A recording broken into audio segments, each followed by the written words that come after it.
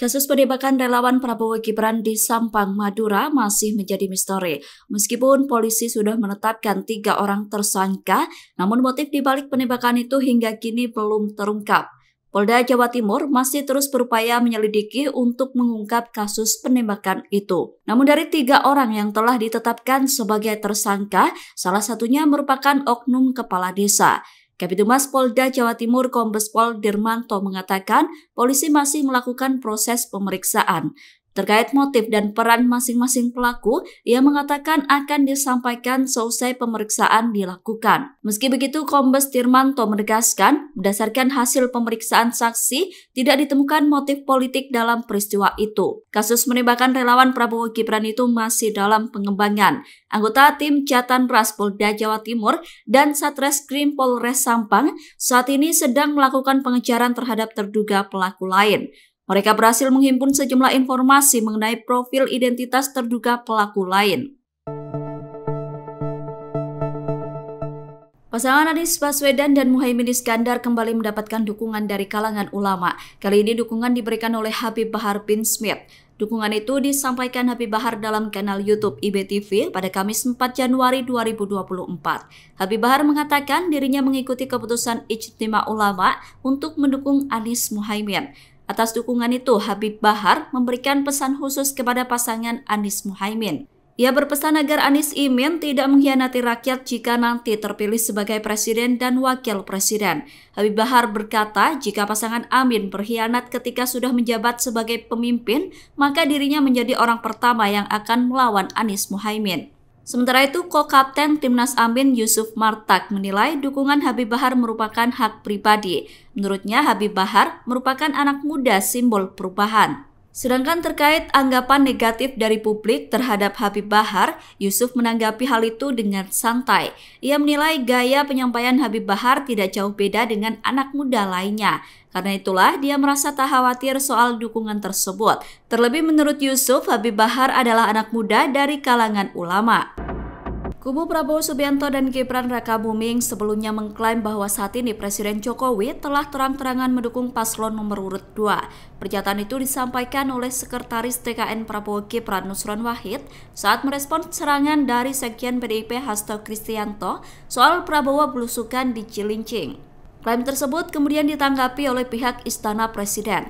Pihak Istana menepis isu bahwa Jokowi berpihak kepada salah satu pasangan calon tertentu di Pilpres 2024. Pernyataan itu disampaikan oleh Koordinator Staf Khusus Presiden Ari Dwi Payana pada Kamis 4 Januari 2024. Ari menegaskan bahwa menjelang pemilu 2024, Presiden Jokowi tetap fokus bekerja. Jokowi disebut fokus memimpin pemerintahan dan memastikan pelaksanaan program-program strategis di Kabinet Indonesia Maju.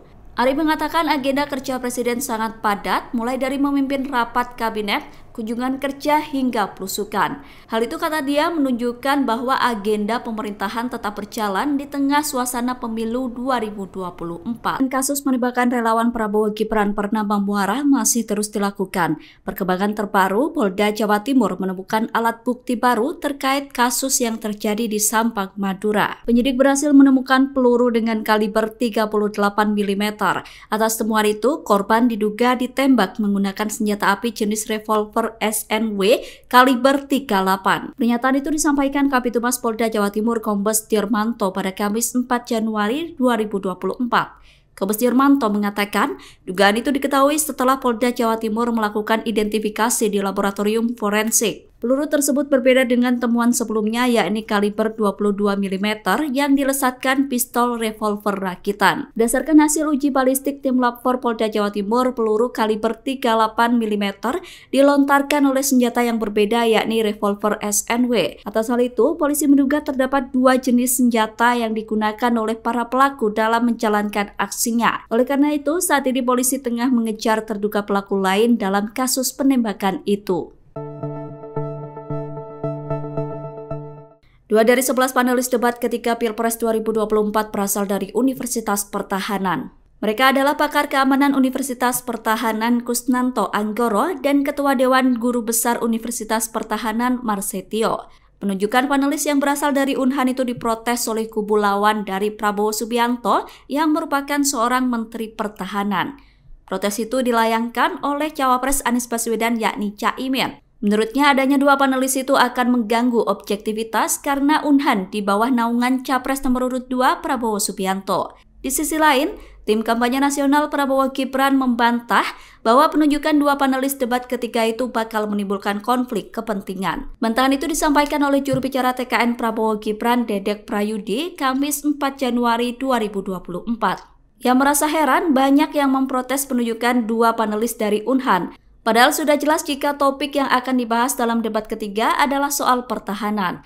Meski begitu, Dedek mengatakan bahwasanya TKN tidak berhak memberikan komentar terkait penunjukan panelis itu. Sebab penunjukan panelis debat sepenuhnya merupakan wewenang dari KPU.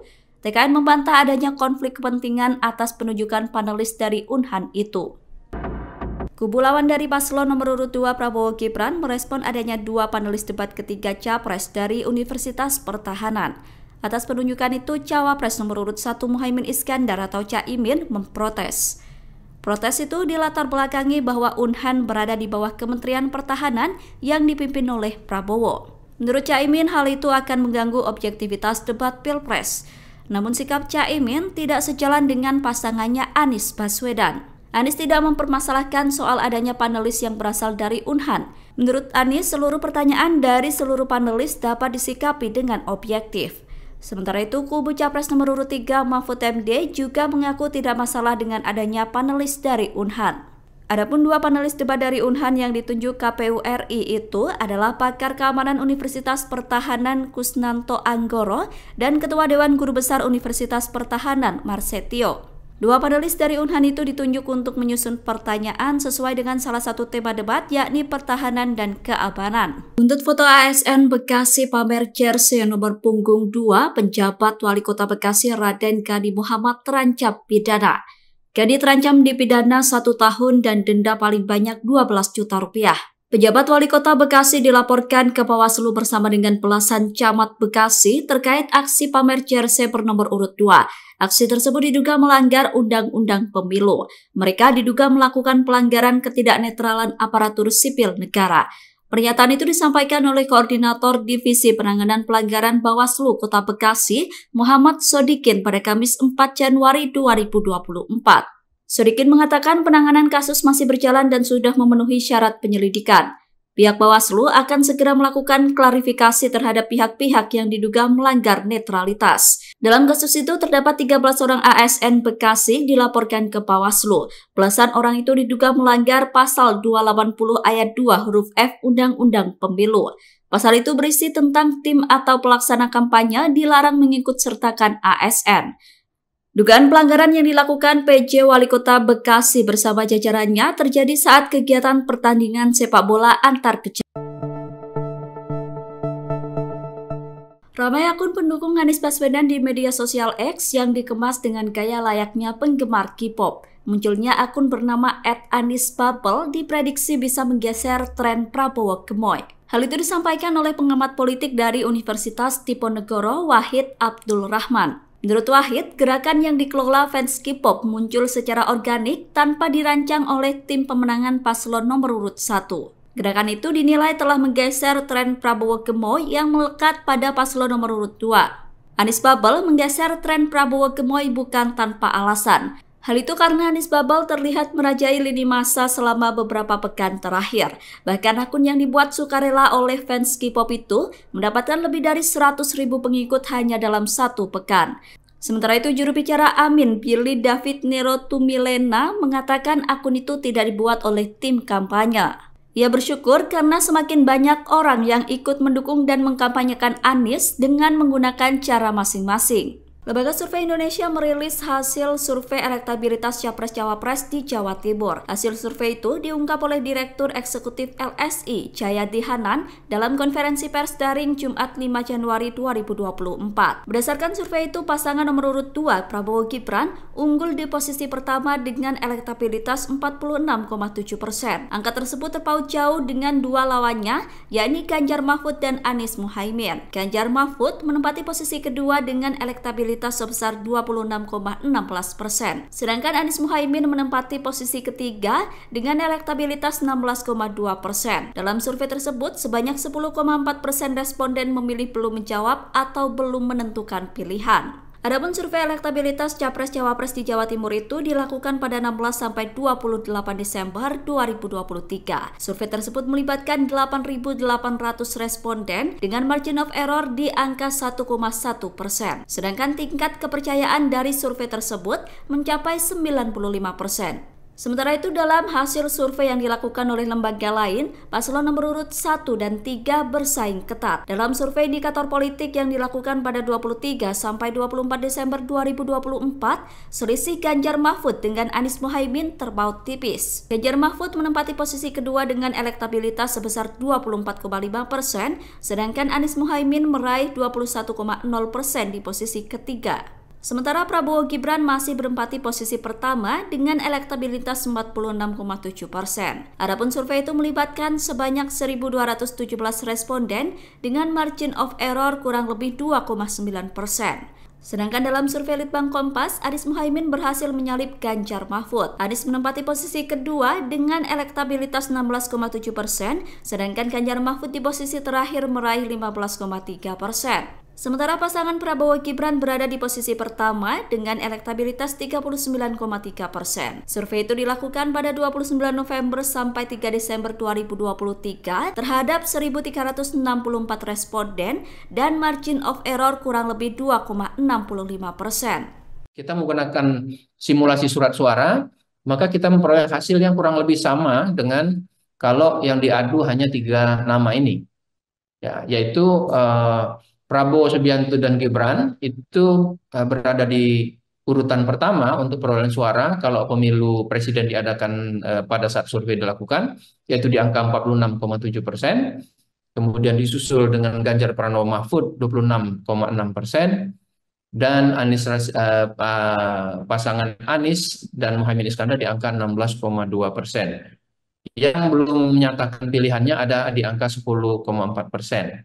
Jadi kalau kita lihat di di simulasi ini, tampaknya ada potensi yang cukup besar pemilu di Jawa Timur Pilpres akan berlangsung 2 putaran, kecuali kalau simulasi yang jumlah pemilih atau responden dalam survei ini yang menyatakan belum punya pilihan atau tidak menjawab 10,4% itu tidak terdistribusi secara proporsional gitu. Tapi kalau dia terdistribusi kalau dia seperti sekarang, maka posisinya kemungkinan adalah akan ada 2 putaran. Dan kalau terjadi 2 putaran, diperkirakan yang masuk putaran kedua untuk sementara ini adalah Prabowo Subianto Gibran dan Ganjar Pranowo Mahfud di Jawa Timur. Karena posisi Anies berada di angka 16,2%. Bawaslu Jakarta Pusat menyatakan aksi Gibran Rakabuming Raka membagikan susu dalam kegiatan Car Free Day melanggar aturan.